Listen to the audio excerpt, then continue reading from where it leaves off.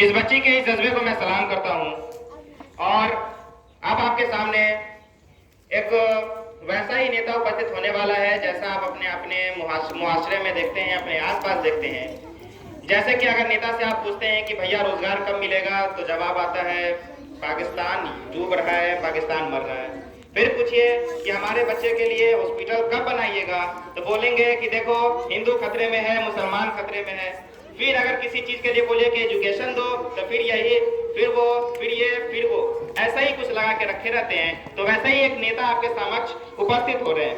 इसी बात को लेकर के रफीक सादानी नामक शायर ने क्या शेर कहा है, वज्र भाषा में है, ये समझने की कोशिश कीजिएगा कि बड़ी मुश्किल से ही देशवा मोरा आजाद भा हुई है, बड़ी मुश्किल से ही देशवा मोरा आजाद भा हुई है, केहू फांसी चढ़ा हुई है, केहू उल्टा टंगा हुई है। बड़ी मुश्किल से ही देशवा मोरा आजाद भा हुई है, केहू फांसी चढ़ा हुई है, केहू उल्टा टंगा हुई है। कबो सपनों में न सोचिन हुई है देश के वीरे, कभी सपनों में न सोचिन हुई है इस देश के वीरे, कि हम फांसी पे चढ़वाई चोर गुंडन के भला हुई है। आप सभी से रिक्वेस्ट है कि हमारे नेता का ताली बजा के आप स्वागत करें।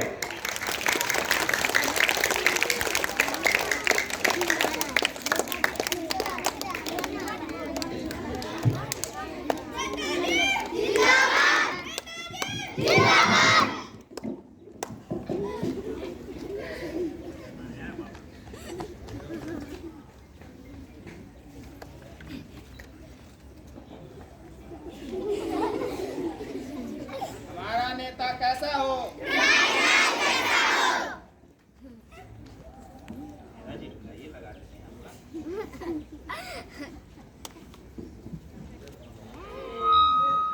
मैं तो हूँ आपके बीच हर साल, ताली नहीं बजाओगे तो कर दूंगा गाल लाल।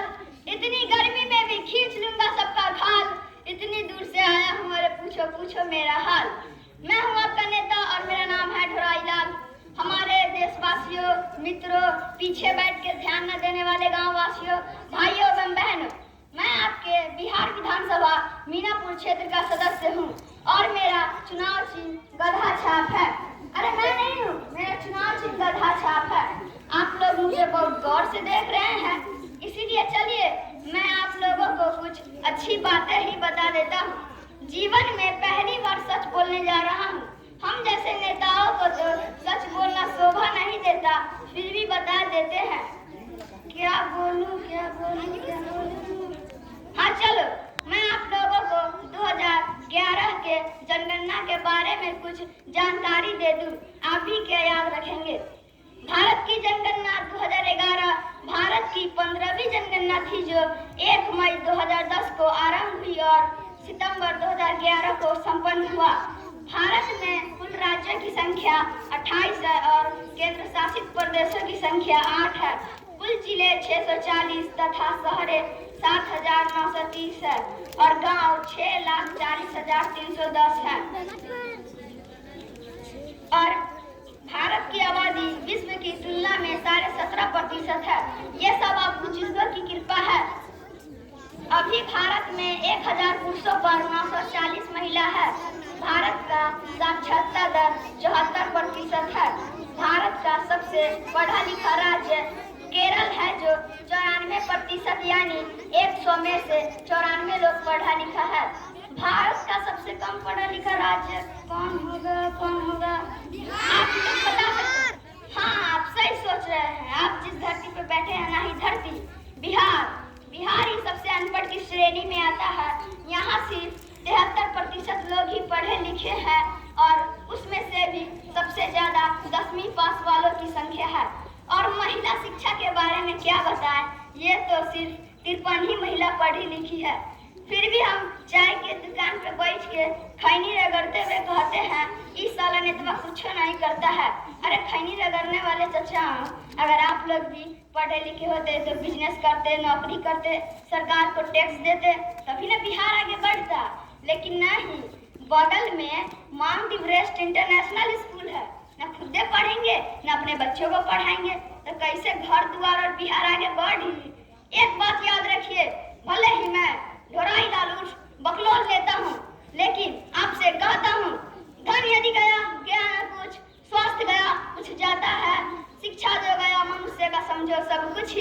जाता है।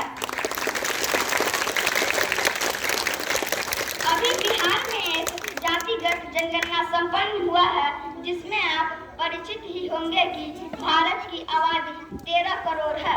अगर सटीक जानकारी दूं तो 13,07,25,310 लोग हैं और उसमें से भी हिंदुओं की आबादी 82% है और मुसलमानों की आबादी 18% है।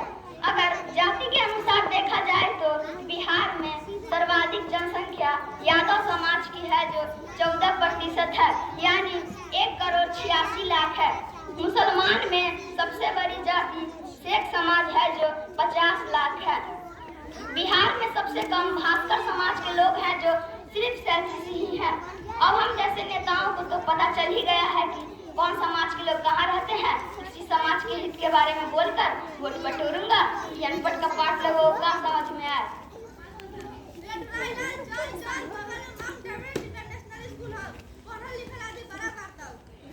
रुक, एक बार जनता को खुश कर दिया जाए। बोलिए भाइयों एवं बहनों, मैंने जो कहा सही कहा कि नहीं कहा? आप मुझे वोट देंगे कि नहीं? मैं आपके लिए मंदिर बनाऊंगा, मुसलमानों के लिए मस्जिद बनाऊंगा। और एजुकेशन गया तेल लेने। नेताजी, आप अगर रट्टा मारे हैं तो थोड़ा तरीके से मार लेते। आप जो बोले हैं कि भारत की जनसंख्या 13 करोड़ है, तो ये पहले बताइए कि भारत की जनसंख्या 13 करोड़ है? हाँ है। भारत की जनसंख्या 140 करोड़ से ज्यादा है और उसमें आप बोले भी थे कि आप बुजुर्गों की कृपा है। नहीं याद है? कहां से लिख के रट के चले आए बताइए। चलिए, हम आपका पोल तो नहीं खोलेंगे, लेकिन बस बता देते हैं कि बिहार की जनसंख्या 13 करोड़ है और भारत की जनसंख्या 140 करोड़ से ज्यादा है। और ये जो आप लोगों को गोल मटोल जो नचवा रहे हैं, तो वो नचवाने से कोई फायदा नहीं है। अभी जो है जुलाई में आम बजट पेश हुआ है संसद में, वो आम बजट के बारे में बताइए लोगों को। अच्छा, बेवकूफ नहीं बनाइए सबको, समझे? अच्छा, रुकिए बताते हैं कहाँ से फंसा दिए। अभी कुछ दिन पहले 23 जुलाई को हमारी वित्त मंत्री निर्मला सीतारमन ने एक आम बजट पेश किया है, जो कि 47,65,000 करोड़ रुपया है। बैठ न तो कपार फाड़ दो, पीछे में खड़ा होता है। ये बजट में सभी का ख्याल रखा गया है, जैसे किसान भाई, सेना, शिक्षा, अल्पसंख्या में सभी का अच्छा ख्याल रखा गया है।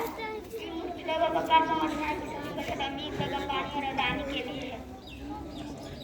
वाह वाह, जैसे कोई सुनवे नहीं किया कि अंबानी अडानी के लिए। देखा तो एक मुंह छुपा रहा है। रुको, तुमको जवाब देने के लिए हमारे सामने एक प्रवक्ता और है। अलीजा परवीन को मैं स्टेज पे बुलाना चाहूंगा, जो इस नेता को, मतलब नेताजी को जवाब दें, बजट के बारे में मुंहतोड़ जवाब दें।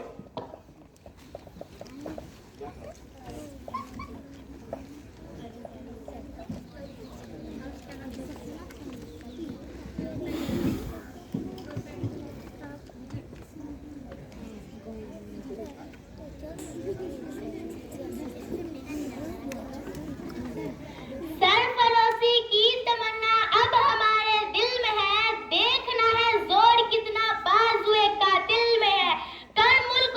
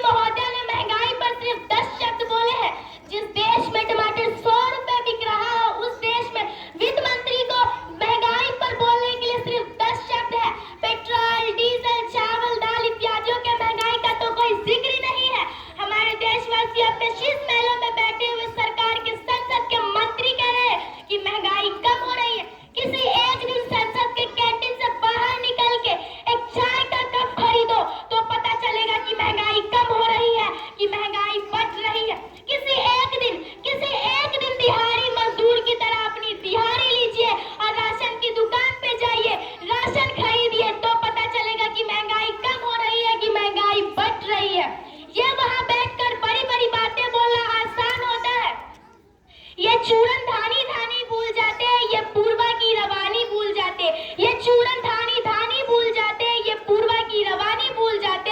जो 4 दिन आके गांव में रहते तो अपनी सारी रंगतरानी भूल जाते। हमारे देशवासियों, इलेक्ट्रॉनिक बॉन्ड के नाम छिपाने वाली सरकार इन दिनों आम के ठेले लगाने वाले के नाम जानना चाहती है।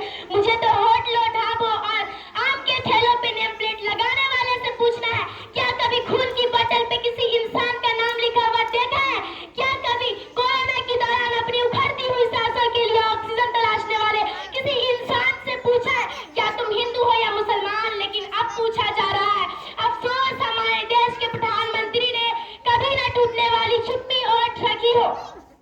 हमारे देशवासियों, जनता ने 63 सीटें क्या कम कर दी। ये सरकार तो अमृतकाल का नाम भूल गई है। ये भूल गई है मनरेगा को, ये भूल गई है मौलाना आजाद नेशनल स्कॉलरशिप को, ये भूल गई है मणिपुर को, ये भूल गई है किसानों को। राज्य सरकार का सौंपा गया आंकड़ा बताता है कि 1 जनवरी से 31 मई के बीच महाराष्ट्र में 1046 किसानों ने आत्महत्या की है। लेकिन इन पूरे बजट में किसानों के लिए कुछ भी नहीं है। लेकिन याद रखिएगा, जो किसान का नहीं वो हिंदुस्तान का नहीं। 1.5 करोड़ सीमांचल बेहतर है, जो शिक्षा हेतु बांटा जा रहा है। ये सीमांचल उसी बिहार में आता है जिसकी बैसाखी पर आपकी सरकार चल रही है। वहाँ के लोगों को एम्स की जरूरत है। अलकनंदा और कोशी से होने वाली बाढ़ की तबाही को रोकने के लिए समाधान ढूंढे। बिहार के साथ सौतेला व्यवहार बंद करे। इस बजट ने राज्य के साथ, किसानों के साथ, महिलाओं के साथ, नौजवानों के साथ, देश के मिडिल क्लास के साथ अन्याय किया है, जिसका खामियाजा आपको महाराष्ट्र, हरियाणा, झारखंड और बिहार के चुनाव में भुगतना पड़ेगा। हमारे देशवासियों, इस सरकार ने इनकम टैक्स लगा के छोटे व्यापारियों के कारोबार छीन लिए। पेपर लीक करवा के युवाओं के आंखों से नौकरी के सपने छीन लिए। अग्निवीर लगा के देश के नौजवानों के उम्मीद छीन लिए। बुलडोजर लगा के देश के लोगों के आशियाने छीन लिए। और महंगाई लगा के देश के जनता से थाली के निवाले छीन लिए। और नारा लगाते हैं कि हम तो सेवक हैं। इन सभी का हिसाब आपको देना होगा। हाँ, आपको देना होगा इन सभी का हिसाब। ये तो हमारा पूरा पोल खोल के रख दी। अब कुछ ऐसा करना होगा जिससे सभी लोग खुश हो जाए। चलो इनको मानवाधिकार के बारे में बताता हूँ। मानवाधिकार पृथ्वी पे रहने वाले सभी मनुष्य के पास सबसे बड़ा अधिकार है। ये अधिकार में तुम्हें यानी आपको कोई हाथ भी नहीं लगा सकता। ये अधिकार हमें संविधान प्रदान करता है। बोलो भाइयों एवं बहनों, मैं सही कह रहा हूँ कि नहीं? नेताजी, अभी आप जनगणना पे मार खाए थे, कूद के भागे बजट पे। अब बजट पे मार खाए तो आप कहाँ जा रहे हैं? मानवाधिकार पे। ये भी तो रटिए के आए होंगे। ना ना, शक्ल तो दिखिए रहा है रटिए के आए हैं। मानवाधिकार का अर्थ ये होता है कि हर इन मनुष्य को पूरे विश्व में कुछ अधिकार ऐसे हैं जो किसी भी समय, चाहे वो इमरजेंसी लागू हो, चाहे लॉकडाउन लागू हो, वो आपका नहीं छीन सकता। आपके जीवन का अधिकार, आपके प्राइवेसी का अधिकार, ये कभी कोई नहीं छीन सकता। आपको जीवन जीने का अधिकार है, कपड़े पहनने का अधिकार है, आपको अपना प्राइवेसी बरकरार रखने का अधिकार है।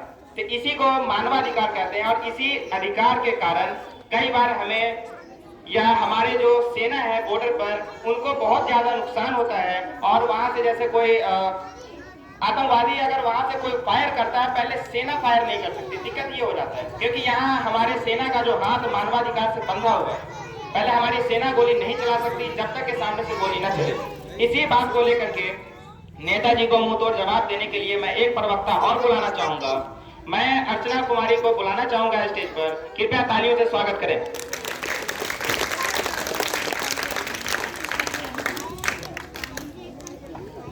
बाप रे बाप, तो फिर आ गया। मेरा लगता है पूरा पोल खुल जाए।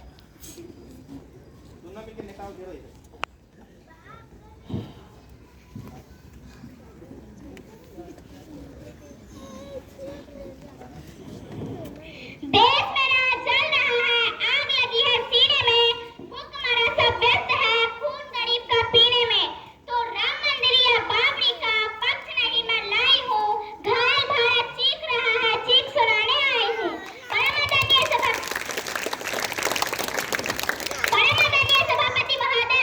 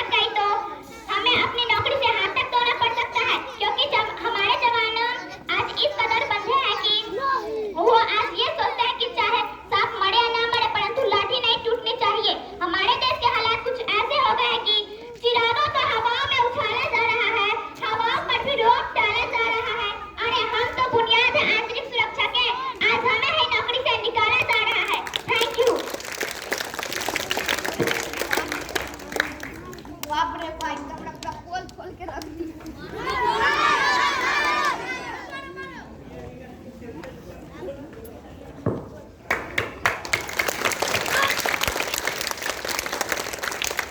यू। जय हिंद, जय भारत। इन छोटे छोटे बच्चों के इतना मेहनत करने का कारण सिर्फ एक ही है कि यहाँ पर सिर्फ इंटरटेनमेंट नहीं करवाया जाए, आपको कुछ सीखने को भी दिया जाए। आप कृपया यहाँ से कुछ सीख करके भी जाएं कि हमारे देश के हालात कैसे हैं और लोगों की सोच कैसे बदलती जा रही है।